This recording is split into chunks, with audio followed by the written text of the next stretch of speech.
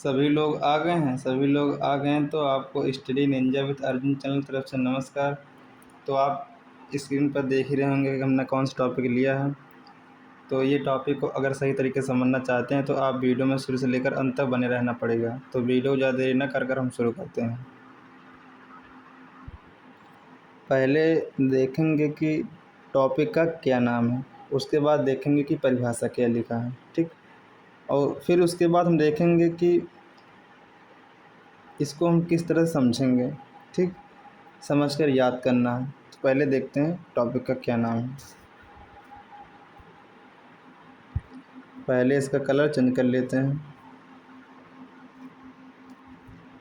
Topic का नाम है विद्युत रासायनिक श्रेणी। तो देखते हैं इसकी परिभाषा क्या लिखी है। जब विभिन्न तत्वों के इलेक्ट्रोड को उनके मानक इलेक्ट्रोड विभव के बढ़ते क्रम में रखा जाता है तो उससे एक श्रेणी प्राप्त होती है जिसे विद्युत रासायनिक श्रेणी कहते हैं। तो जिन बच्चों को कुछ भी नहीं समझ में आया है, आइए हम समझकर याद करने का प्रयास करते हैं, ठीक। विभिन्न तत्व का मतलब क्या होता है? विभिन्न तत्व मतलब होता है जैसे hydrogen, helium, lithium, barium, boron, ठीक। ये हो गए विभिन्न तत्व। फिर उसके बाद इलेक्ट्रोड, ठीक। जो विभिन्न तत्व होते हैं उनके इलेक्ट्रोड होते हैं, ठीक। उन्हीं इलेक्ट्रोड के मानक इलेक्ट्रोड विभव होता है, ठीक। उनको हम किस में रखते हैं? उनको हम बढ़ते हुए क्रम में रखते हैं, जैसे 1 2 3 4 5 इस तरह क्रम में रखते हैं। आशा करते हैं कि आपको जो है विद्युत रासायनिक श्रेणी जो परिभाषा है वो समझ में आने लगा होगा, ठीक।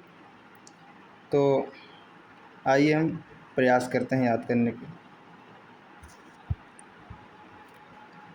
जब विभिन्न तत्वों के इलेक्ट्रोड को उनके मानक इलेक्ट्रोड विभव के बढ़ते क्रम में रखा जाता है तो उससे एक श्रेणी प्राप्त होती है जिसे हम कहते हैं विद्युत रासायनिक श्रेणी।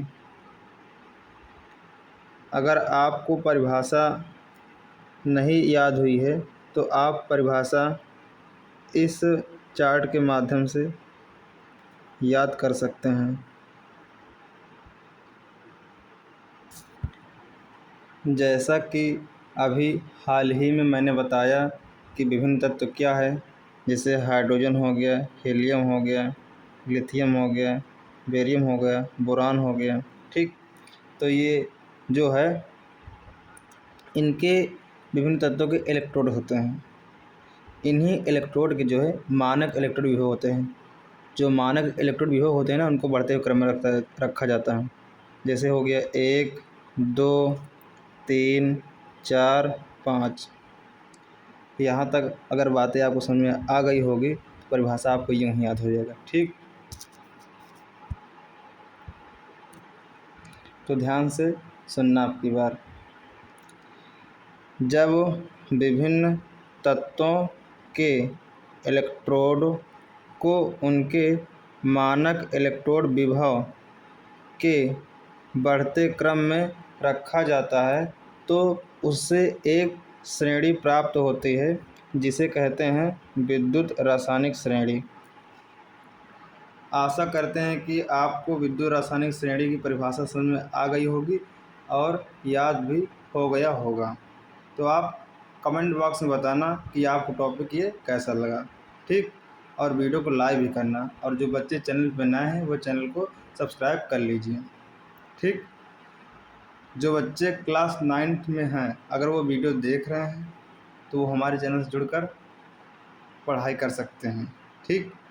और क्लास 12th का भी वो मतलब ये ख़ास तौर पर उनके लिए वीडियो ये है, अगर वो ये वीडियो देख रहे हैं तो वो जो है निरंतर पढ़ाई करते रहें। थैंक यू, धन्यवाद।